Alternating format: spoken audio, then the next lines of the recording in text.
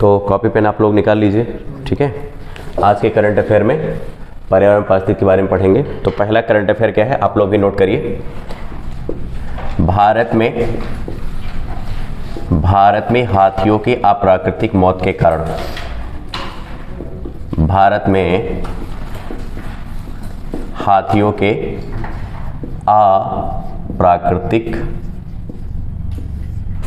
मौत के क्या कारण हैं? ठीक, ये भी काफ़ी चर्चा में रहा है, सब लोगों को मालूम होगा, ठीक है। नोट कर लिया। भारत में हाथियों के अप्राकृतिक मौत के कारण, ये भी चर्चा में इसलिए आया है, आप लोगों को मालूम होना चाहिए।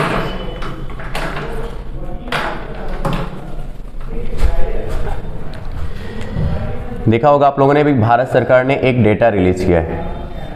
भारत सरकार ने, नोट भी करिएगा इसे, भारत सरकार ने एक डेटा रिलीज किया है। कैसा डेटा?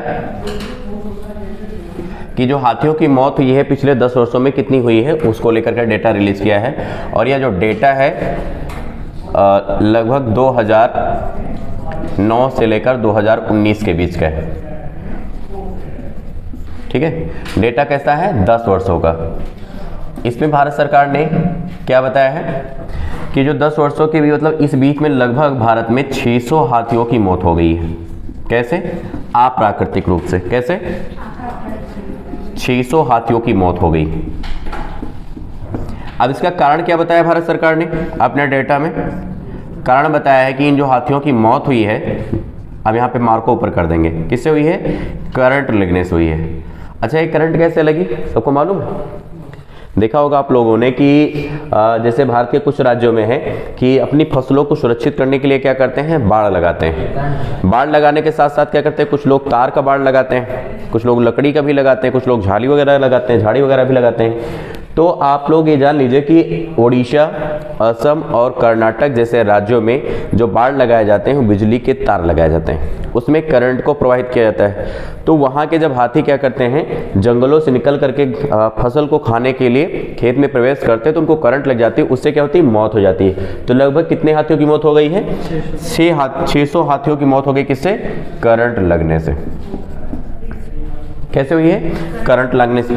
अब ये 600 हाथियों की मौत हुई है, मोटा मोटी आप देख लीजिए किन राज्यों में हुई है। यदि इनके मैं बात करूं तो ओडिशा में सबसे ज्यादा हाथियों की अप्राकृतिक मौत करंट लगने से हुई है, जिसमें कारण बताया गया है कितने? लगभग 117 हाथी मारे गए। कितने? 117 हाथी मरे हैं। किससे? करंट लगने से। और इसी तरह आप यदि कर्नाटक में देखें तो कर्नाटक में लगभग 116 हाथी मारे गए। किससे? करंट लगने से। तीसरा राज्य है असम, जहां पे सबसे ज्यादा मौत हुई है। असम में लगभग 105 हाथियों की मौत हुई है। किससे? करंट लगने से हुई है। अब ये इतना चर्चा का विषय क्यों है और ये है, ठीक है, हमारे लिए करंट अफेयर क्यों है? आप लोगों को ये जानना चाहिए कि जो हाथी हमारे यहाँ हैं, यहाँ तक कि एशिया के कुल जितने भी हाथी हैं, सबको IUCN की रेड डाटा लिस्ट में शामिल किया गया है। किसमें? रेड डाटा लिस्ट में शामिल किया गया है। ठीक, तो पता होना चाहिए आप लोगों को कि जो एशियाई हाथी हैं, नोट कर लीजिएगा, एशियाई हाथियों को IUCN की रेड डाटा सूची में शामिल किया जा चुका है, या सूची में शामिल है। रेड डाटा सूची में शामिल है कौन? जो एशियाई हाथी हैं, शामिल है। ठीक है, ये रेड डाटा सूची का मतलब क्या होता है? लुप्त प्राय प्राणी, लुप्त प्राय प्राणी या पादप होता है। ठीक है, रेड डाटा का मतलब होता है लुप्त प्राय प्राणी या पादप। ठीक, IUCN की जो रेड डाटा लिस्ट है इसमें प्राणियों को भी और पादपों दोनों को रखा जाता है। ऐसे जीव जंतु या पादप को इसमें डाला जाता है, रखा जाता है जो जिनकी प्रजातियों पर क्या है, संकटाग्रस्त हैं, वल्नरेबल हैं, या फिर ठीक है लगभग वो विलुप्त होने की कगार पे आ गए हैं, अर्थात उनकी वृद्धि नहीं होती है या उनकी वृद्धि में कमी होने लगती है। तो ऐसे में ठीक है इस प्रकार के प्राणियों को क्या किया जाता है, रेड डाटा सूची में डाल दिया जाता है। जो कौन जारी करता है, IUCN जारी करता है। यदि IUCN का फुल फॉर्म कभी पूछ ले तो आप लोग क्या बताएंगे, इसका फुल फॉर्म क्या होता है, नोट कर लीजिए। इंटरनेशनल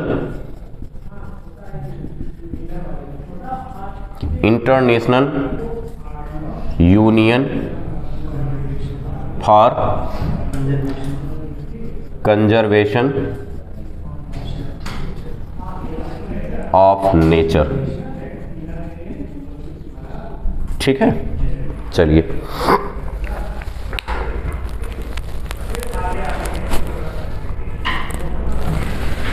तो इससे संबंधित लगभग सारे फैक्ट्स आपको मैंने बता दिया है।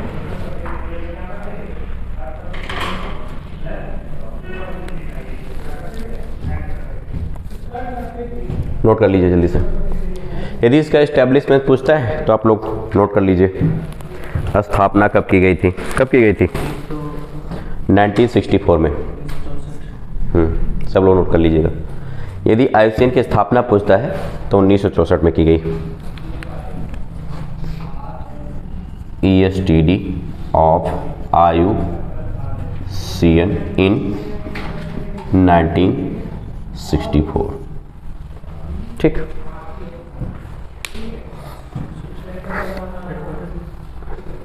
हेडक्वार्टर वगैरह भी पूछते हैं,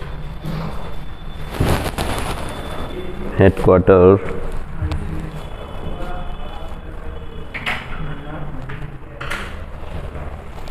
इसको तो मैंने मेंशन नहीं किया, मैंने कहीं ध्यान भी नहीं दिया इसका, देख लो, सर्च कर लो। हो गया सबका?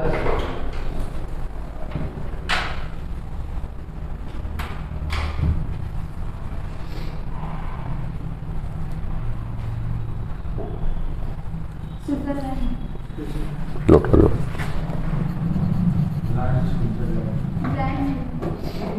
स्विट्जरलैंड कहाँ है? ग्लैंड।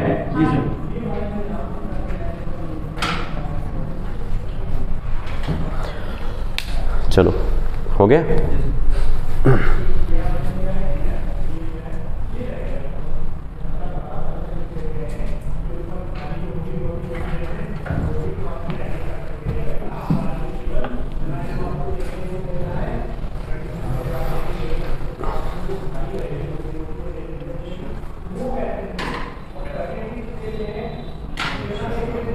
ये जरूर याद रखिएगा कि सबसे ज़्यादा मौत कहाँ हुई है।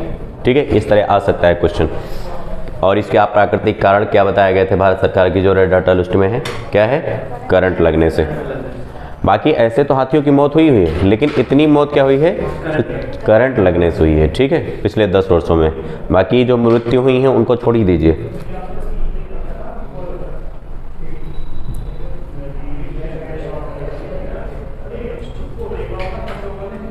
रब करूं पीछे। अगला क्वेश्चन है बक्सर टाइगर रिजर्व क्षेत्र चर्चा में क्यों? कौन बताएगा?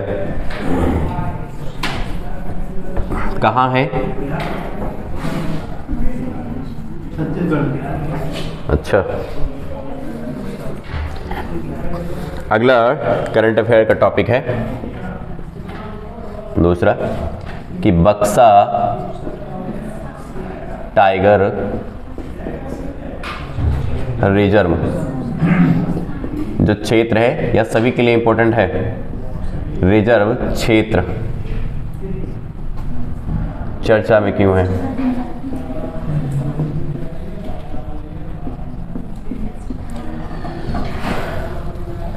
कौन बताएगा?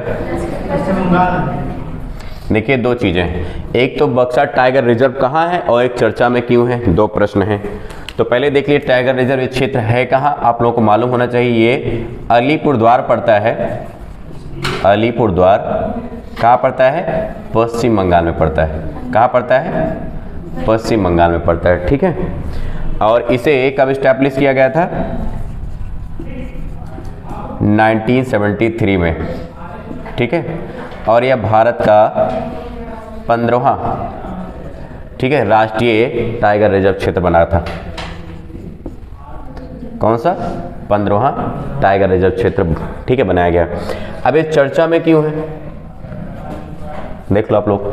चर्चा में ये इसलिए है कि पिछले लगभग ये 2 दशकों के बाद, यहाँ पर पिछले 2 दशकों के बाद यहाँ क्या हुआ है, बंगाल रॉयल टाइगर देखे गए हैं, है ना। बंगाल रॉयल टाइगर देखा गया, अर्थात पिछले 2 दशकों से यहाँ लगभग खत्म हो गए थे, ठीक है। इस क्षेत्र में रॉयल टाइगर देखे गए या देखा गया, देखे नहीं, देखा गया। वो भी जो खुफिया कैमरा होते हैं उनके माध्यम से, ठीक है, इसलिए ये चर्चा में है।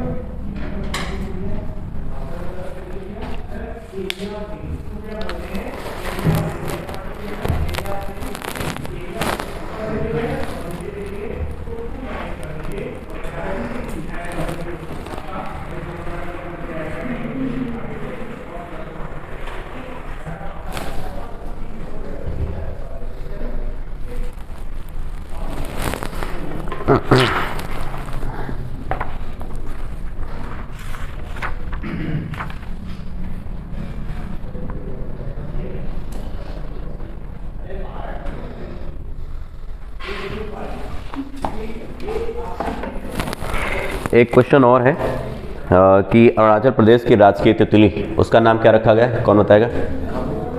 काफ़ी चर्चा में, ठीक है, ये नोट कर लो। यस, केसर ए हिंद है, ठीक है, इसको लिखा रहने देते हैं। तीसरा जो करंट अफेयर है, अरुणाचल प्रदेश की राजकीय तितली बटरफ्लाई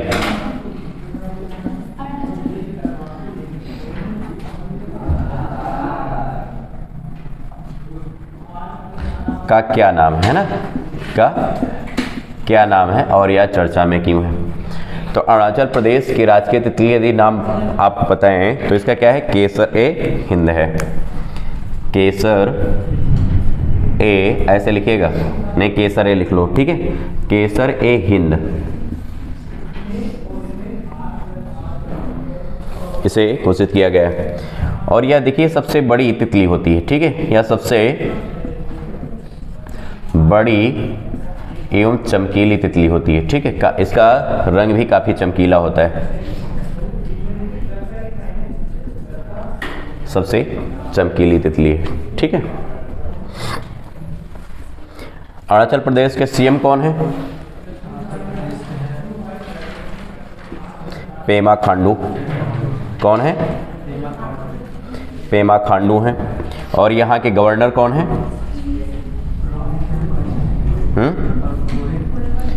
कौन है,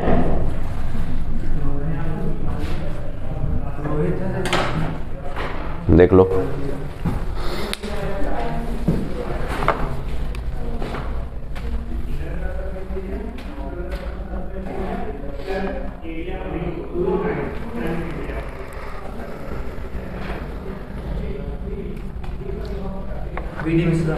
बीडी मिश्रा, ठीक है,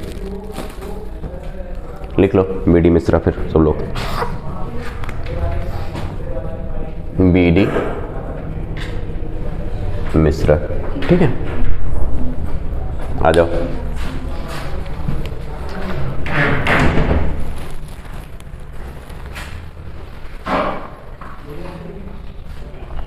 अच्छा, कब दर्जा दिया गया यदि पूछ ले तो नीचे नोट कर लीजिएगा, 13 नवंबर 2021 को, ठीक है। इसे कब दिया गया यह दर्जा, यदि पूछ लेता कब दिया गया तो 13 नवंबर 2021 को इसे क्या किया गया, राजकीय तितली का दर्जा दिया गया है। किसका? राजकीय तितली। क्या नाम है? केसरे हिंद। सबसे बड़ी एवं चमकीली तितली होती है। कब? 13 नवंबर 2021 को। किसने? पेमा खांडू कौन है? अरुणाचल प्रदेश के मुख्यमंत्री हैं। और यदि यहाँ गवर्नर पूछ लेता ये है, ठीक है। यहाँ के दर्रे कौन कौन से हैं? बोमडिला, यांग याप, चाहे तो नीचे वहीं लिख लेना, ठीक है। दर्रे यदि पूछ लेता है,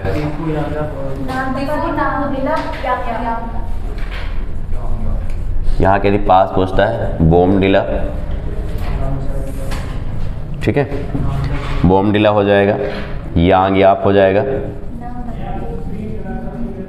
ठीक है। और नामदफा, ठीक है, इतने कर लो। और यदि यहाँ की पीक पूछ लेता है, नामचा बरुआ, यहाँ की सबसे ऊंची चोटी है नामचा बरुआ। ये बहुत आती एग्जाम में, ठीक है। यहीं से जो क्या कहते हैं ब्रह्मपुत्र नदी है, भारत में समकोण पर काटते हुए, ठीक है, इंटर करती और दो ब्रांच में बढ़ जाती है। किस, क्या नाम है? नहीं, क्या नाम है नदियों का दोनों जो दो पार्ट में डिवाइड हो जाती है? दिहांग और दिबांग, ठीक है, दिहांग और दिबांग, ठीक है। चलिए ये हो गया। अगला क्वेश्चन, करंट अफेयर क्या है?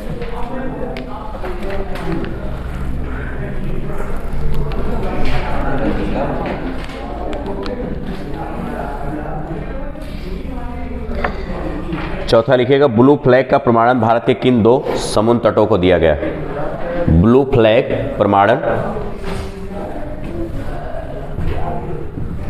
ब्लू फ्लैग प्रमाणन भारत के किन दो समुद्र तटों को दिया गया? हाँ, प्रमाणन भारत के किन दो समुद्र तटों को दिया गया? नोट कर लिया ना सब लोग? किसमें? 73 में? हाँ हाँ, हमें भी लग रहा था 73 कर लेना फिर। हाँ 73 है, 83 कर लेना। IUCN का ना? अच्छा अच्छा, बक्सा का, हाँ बक्सा टाइगर रिजर्व का, सही है। क्या लिखे हैं? अगला क्वेश्चन, ब्लू फ्लैग प्रमाणन, ब्लू फ्लैग का प्रमाणन हाल ही में किन दो तटों को दिया गया? ठीक है, क्वेश्चन है, कौन बताएगा? नहीं, ठीक है। दो तटों की यदि मैं बात करूं तो दो तट कौन कौन से हैं? ठीक है, एक पड़ता है आपका कोल्लम, ठीक है, ये पड़ता है आपका तमिलनाडु में, नोट कर लीजिएगा। और दूसरा है आपका ईडन, ये पड़ता है पुदुचेरी में, ठीक है। ये भी तमिलनाडु वाले ही पुदुचेरी में है, जो ईडन है। इन दोनों को भी क्या है, ब्लू फ्लैग का प्रमाणन दिया गया है, ठीक है। ये क्यों दिया जाता है अभी मैं आपको बताता हूँ, ये नोट कर लो इतना। इससे पहले 8 और समुद्र तटों का क्या है, ब्लू फ्लैग का प्रमाणन सर्टिफिकेट दिया जा चुका है। क्यों दिया जाता है ये आप लोग जान लीजिए कि इनके लिए लगभग 33 मानदंड होते हैं, ठीक है। ये पहले नोट कर लो, फिर लिखा देता हूँ। ईडन, पुदुचेरी और कोल्लम।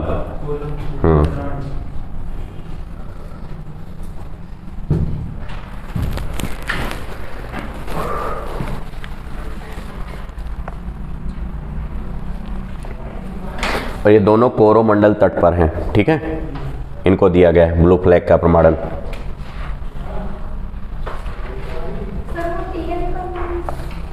पीडी है, पीडी पुदुचेरी, तमिलनाडु। आप लोग हाँ लिख लिया करो पूरा स्टेट का नाम, तमिलनाडु, ठीक है। हैं? हाँ शॉर्ट में ही तो लिखते हैं, हाँ चलो कोई बात नहीं। नीचे लिख लीजिएगा, लिखिए ब्लू फ्लैग सर्टिफिकेशन या प्रमाणन, ब्लू फ्लैग का प्रमाणन या सर्टिफिकेशन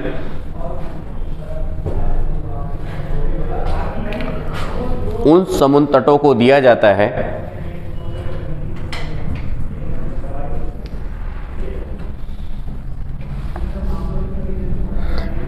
जो सबसे स्वच्छ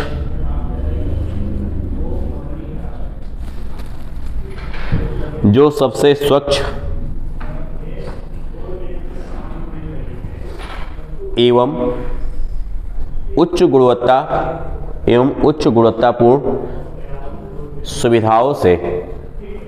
गुणवत्तापूर्ण सुविधाओं से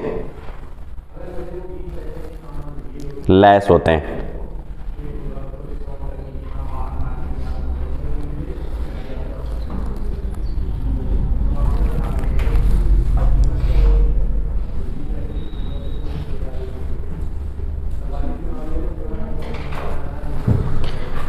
ये ब्लू फ्लैग यदि पूछ लेता ये क्या है, ठीक है, ये एक इको लेवल टैग है। क्या है? इको लेवल टैग है। इको का मतलब क्या होता है? एनवायरनमेंट फ्रेंडली, ठीक है, एनवायरनमेंट फ्रेंडली का मतलब होता है, ठीक है, इको लेवल टैग होता है एक प्रकार का। ये टैग किनको मिलता है? लगभग 33 क्या कहते हैं पैरामीटर्स होते हैं किसके? FE। एक होता है जो इको लेवल टैग जारी कौन करता है? जारी करता है, यदि पूछ लेता है कि जारी करता कौन है, तो जारी करता होती है FE।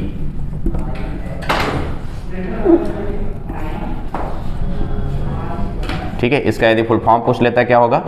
कौन बताएगा?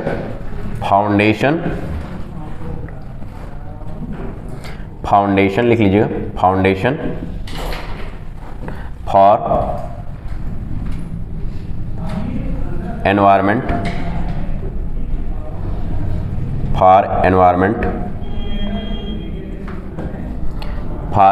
Environment and education.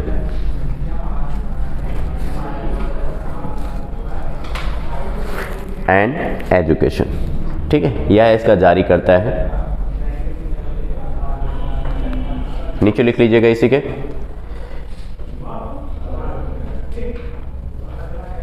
लिखिए FE या यह संगठन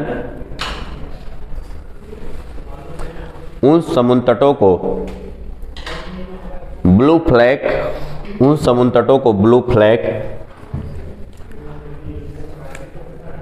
का प्रमाणन देता है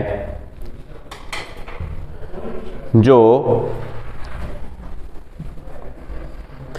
33 मानदंडों, जो 33 पैरामीटर्स 33 पैरामीटर्स पर खरे उतरते हैं।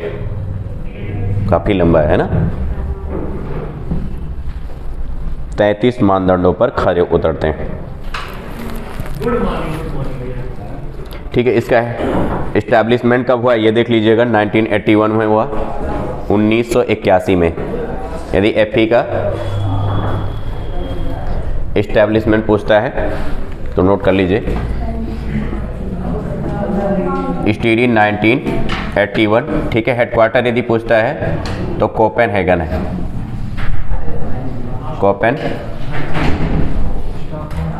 कोपेनहेगन है। कहाँ है? स्टॉकहोम की राजधानी है। ठीक है, चलिए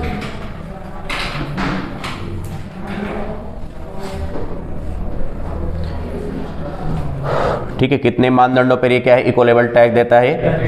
ठीक है, ये जो टैग मिलता है, प्रमाणन मिलता है लगभग 33 मानदंडों।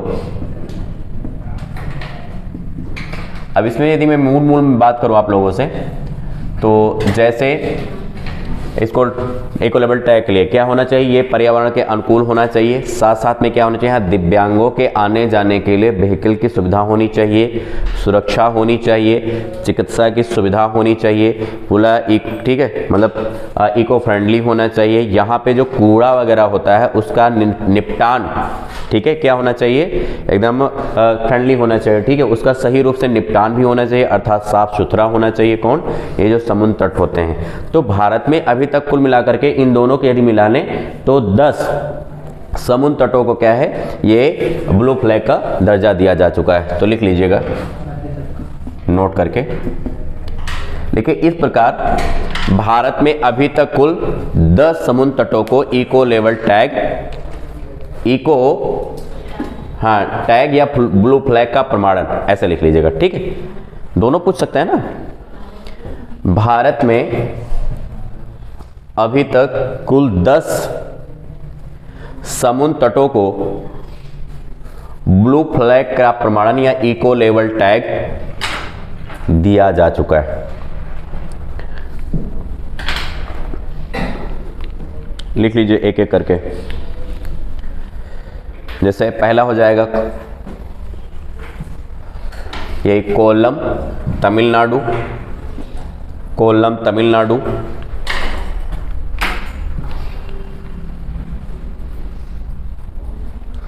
ईडन पुदुचेरी,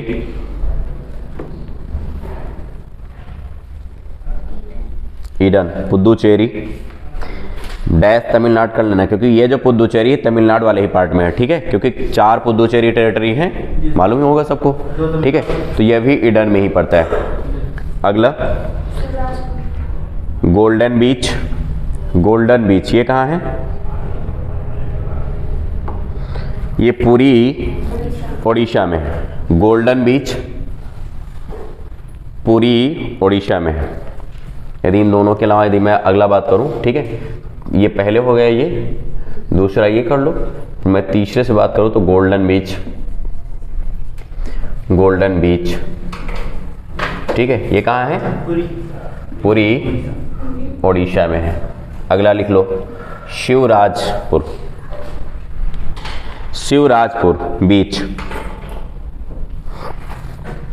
शिवराजपुर, शिवराजपुर ये कहाँ है? ओखा, ठीक है, ओखा गुजरात में है। चौथा हो जाएगा ये। पांचवा कर लो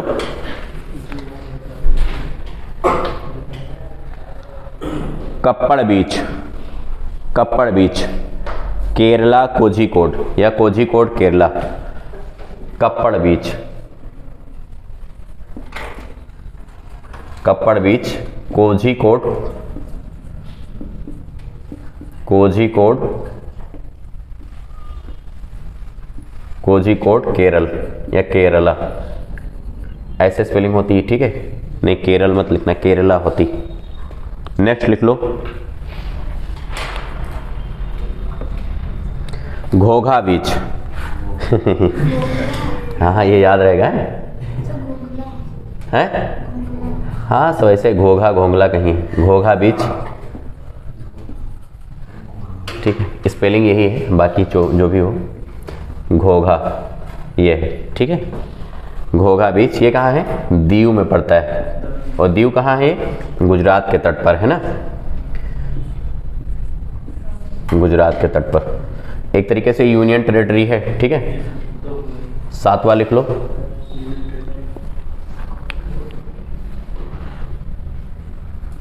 कासरकोड, कासरकोड बीच कर्नाटक, कासरकोड बीच, कासरकोड बीच कहाँ है? कर्नाटका में, कर्नाटका, ठीक। अगला लिखो आठवां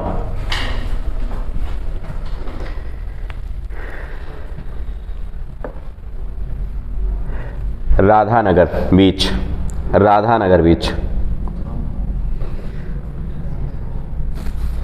अंडमान निकोबार, अंडमान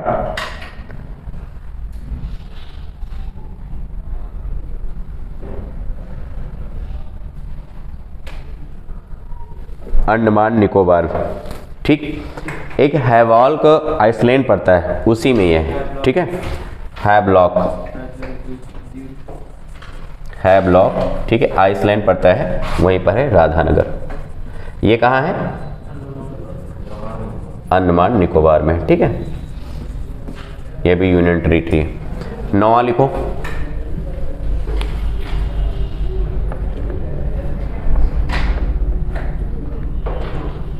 रूसी कोंड, रूसी कोंड बीच या समुद्र तट, रूसी कोंड बीच, विशाखापत्तनम आंध्र प्रदेश।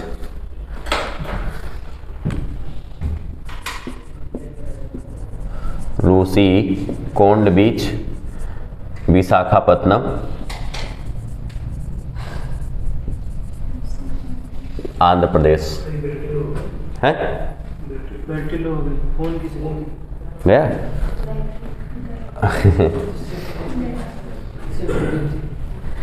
अंदर से उठा लो, चार्जिंग लगा दो, यहाँ पे लग जाएगी। उसको पॉज कर दो।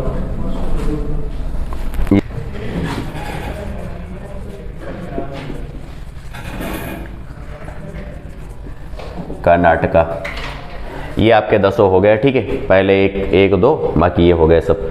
इनको इको लेवल टैग दिया जा चुका है।